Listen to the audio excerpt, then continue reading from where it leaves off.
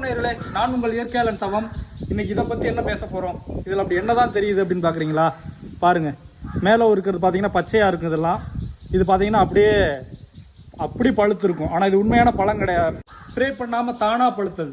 இதில் பசுமையாக இருக்கா பச்சையாக பழம் மட்டும்தான் பழுக்கும்.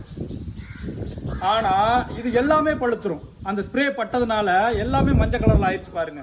சரி, இது எல்லாமே இப்போ ஸ்ப்ரே பண்ணி தானே பழுக்க வைக்கிறாங்க, என்ன பண்ணுறது அப்படின்னா, கடையில் கேள்வி கேட்குறப்ப அந்த கேள்வி எவன் ஸ்ப்ரே பண்ணுறானோ அங்கே போய் நிற்கும்.